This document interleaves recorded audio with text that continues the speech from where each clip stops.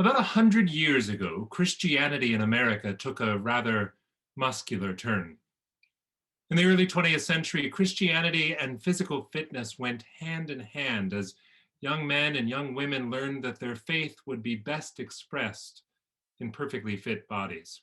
Everyone from cereal makers to preachers to basketball coaches, they all helped shape this movement, a movement whose legacy is our own YW and YMCA's. If at any point my Zoom goes out today during this sermon or at any other moment, feel free to entertain yourself practicing the hand motions. Bridget will help you. But this movement that said that you needed to be physically fit in order to become spiritually fit is the movement that also gives us the idea that your body is your temple, the saying that would become gospel throughout the 20th century, a saying that exists even today in the Gospel of John that we just heard Coco read. For many of us, minding your own temple as a way of minding your soul is a faithful act of discipleship. Today, though, Christianity is not exactly known for its physical fitness. Not that it isn't or that they don't go together, it's just, well, it's not our emphasis these days. Spirituality, however, does continue to infuse many of the ways we move our bodies. Maybe it's a yoga meditation practice or soul cycle from home or how we move. There is a spirit in how we move, or maybe how we used to move a year ago before our movements were restricted. Maybe a spirit of faith that we're longing to move again. I know many a prayer are said by you while walking in Riverside or Central Park. I know some of you runners say your morning prayers while getting your heart rate up. I know the prayers that are said courtside or from the sidelines before a big game. I know the prayers too for recovery from physical illness, from injury, from overdoing it. There's a lot of prayer in how we move our bodies. Maybe it's something as simple as that prayer we often heard when we were in the sanctuary with prayer cards, not a chat window, that said, "Dear God, thank you for waking me up this morning and letting me raise myself from bed." That's a good way to start the day, a prayer upon rising each morning. The relationship each of us has with our body is individual and it is unique. Many of us have mixed feelings about our bodies, and too often we are quick to criticize in ourselves what we'd never notice and certainly wouldn't talk about in another.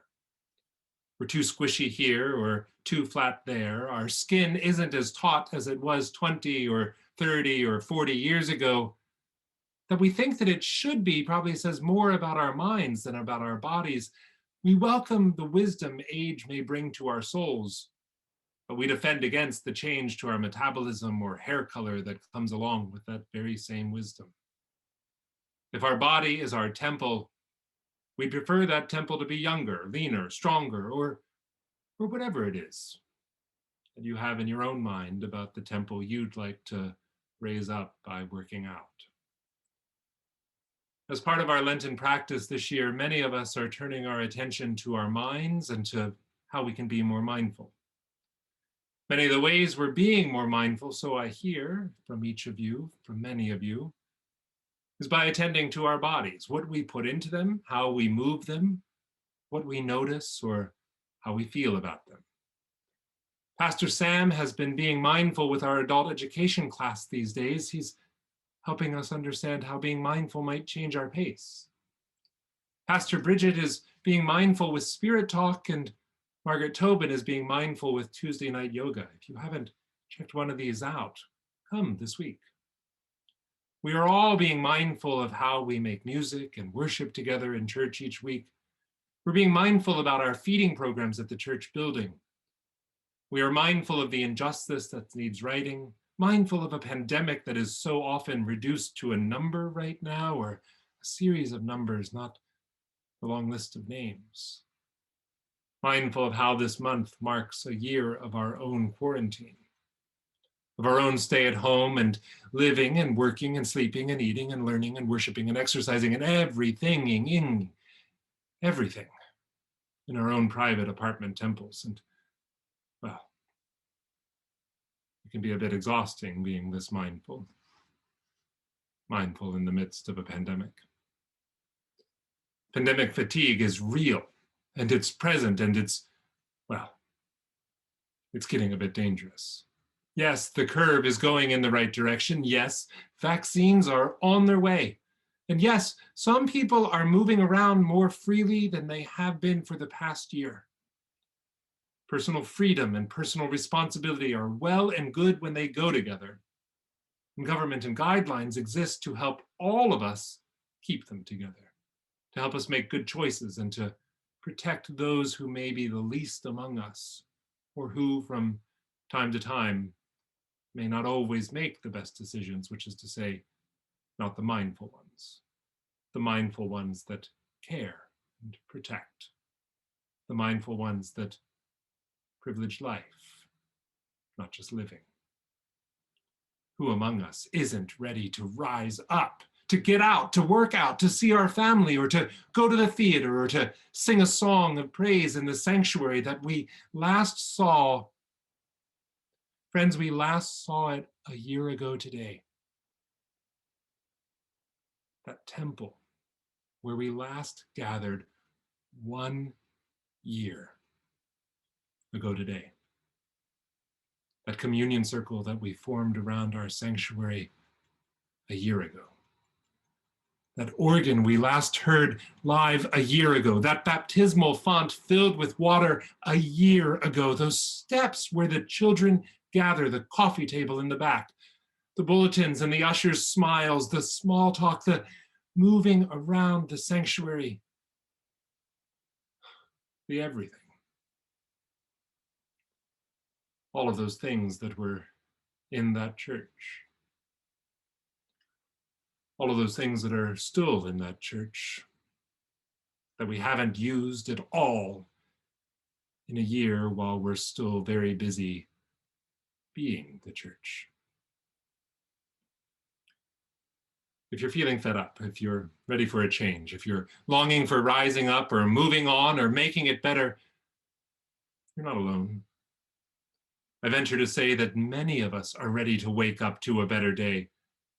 A day when going to the grocery store doesn't feel like mortal jeopardy, or when it's safe to gather with our families, to hug a child or our parents, to visit someone who's in the hospital or in a nursing care facility, to be able to move around, to do the things we humans like to do, which is to say, to be together. And while we're all on the subject of things we'd all like to wake up to, how about the day, Happy Women's History Month, how about the day when women are paid the same as men?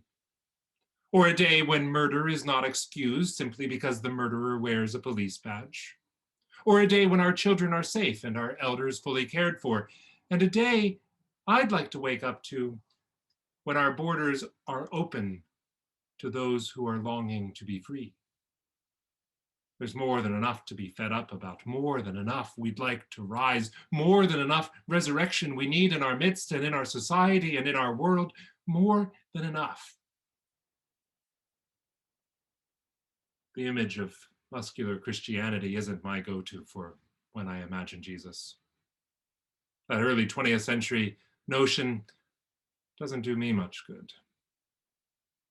There is, however, something I really like about the passionate Jesus, the one who himself gets fed up and who likes to act up and rise up. I like this table-turning Jesus we heard Coco tell us about this morning. I like his passion. I like his zeal. I like his claiming that justice will be now, and how he puts this emphasis on making the holy holy. I like that Jesus thinks about his own body as a temple. I like that the temple that he knows will rise in just a matter of days when it is destroyed. And I like thinking about how might this temple, this Jesus temple, this body of Jesus that we hear about rising, how might that temple be our temple, be like our temple, who we are together as the body of Christ, we who are baptized into the body of Christ, we who share the living of the body of Christ, we who will one day die as the body of Christ. It is we, it's all of us, who along with Christ will rise as the body of Christ. There is a mindfulness, a strength, and an athleticism in our faith that is the boldness of this assertion, the passion that Jesus has and that we can share. Who here is not ready to rise with this Christ or to walk with this Jesus or to run the race that will at last be won? On this Lenten day, we know we want to rise. And we hold that desire along with our reality that we're not there yet. Today we are somewhere approaching the midpoint of Lent. Today we are hopefully past the midpoint of a pandemic that doesn't have 40 days or an easy way to count. There is a long road behind us, and there is a long road ahead of us. We want to rise. We think we're ready, and yet here, unrisen and waiting, we all are. We will rise. This is certain, but we're not there yet. There is still a living and a praying and a hoping and a working that is for this day, this Lenten day, in a year of Lenten days. We look to the promise of resurrection and we know it will come again as it always does, and it will come different from how it always does. It will come for a new day, a day that has not yet dawned, a day when God will rise us up to be a new people, a new creation, a changed creation, a faithful people. And this work of preparing for resurrection is not easy, and it takes patience, and we must all do it together for each other. We are mindful of these Lenten days, and however you are using these Lenten days, use them to get your mind right, to put your trust on the one who says, "Go ahead and destroy me, and I will rise up in 3 days." Put your trust in the power of rising that comes in the patience of waiting, in the boldness of faith. What resurrection are you longing for most these days? What is your prayer? Be mindful of who you are. Be mindful of whose you are. For resurrection is coming. Rising up will come. We're not there yet, but it's coming. In 3, 2, 1.